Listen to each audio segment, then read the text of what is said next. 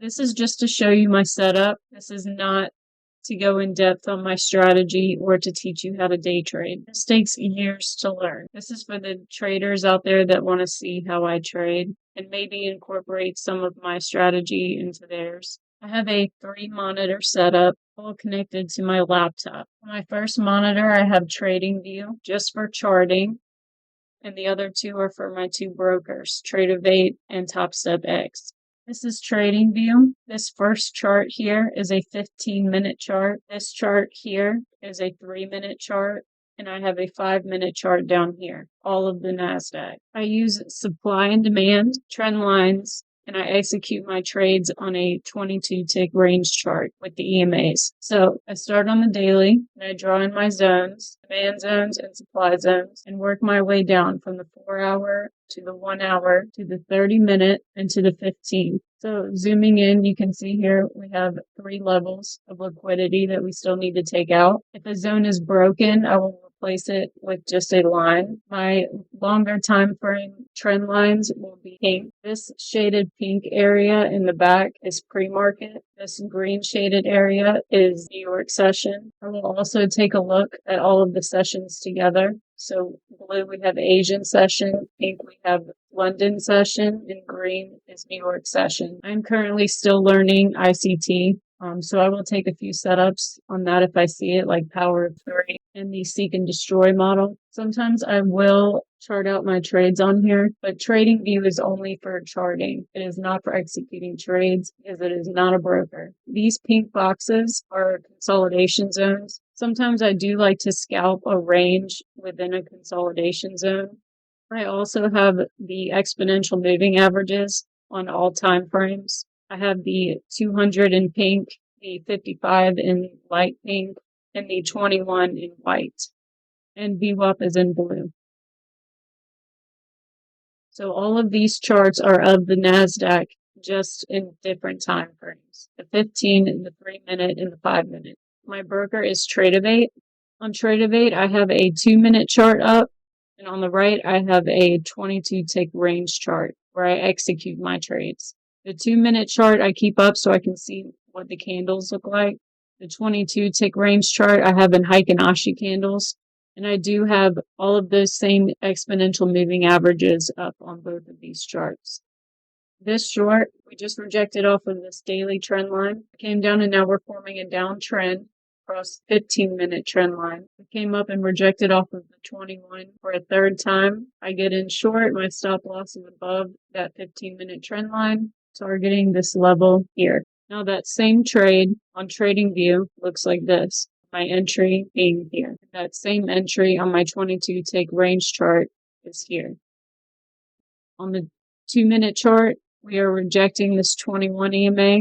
On the 22-tick range chart, we are also rejecting the 21 and the 55. So my entry would be right here. In a short, I hold my trade until we break above the 55. So I am holding this short all the way down, and I will add to my position if I see that we reject this 21 again. My exit is when we have a strong move above the 21, all the way down until we break above the 55. So my exit is here.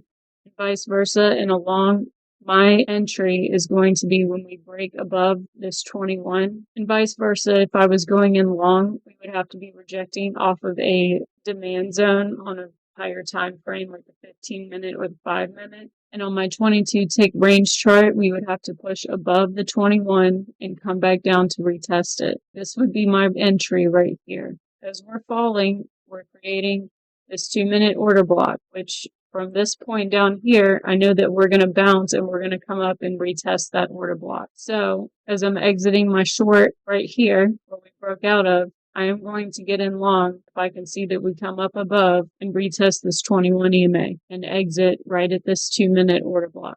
Any trades that I execute on my 22-tick range chart has got to be in line with my trading plan that I have on a 15-minute chart. Because if you follow this 22-tick range chart, you can find a setup everywhere. And you can get really caught up in just chasing price on this range chart. So I'm targeting supply and demand zones on my 15-minute and my 5-minute. My 22-tick range chart is only for executions. My third monitor has a second broker, TOPSTEP X, which is a new broker.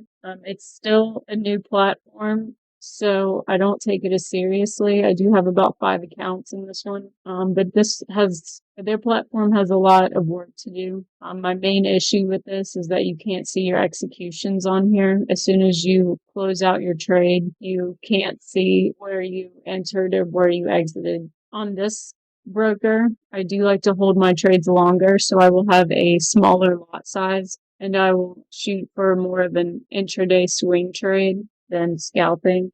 I use bracket orders, so I have it set to a 100 take profit level and a 50 take stop loss. I do adjust them as soon as I place the trade because you can't always have a perfect 100 take profit and 50 take stop loss. This chart is micros.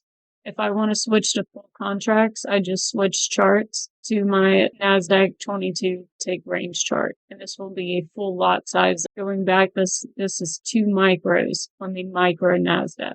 Now, the only time I'm not targeting supply and demand levels on my 15-minute and my 5-minute is when I'm scalping the consolidation ranges.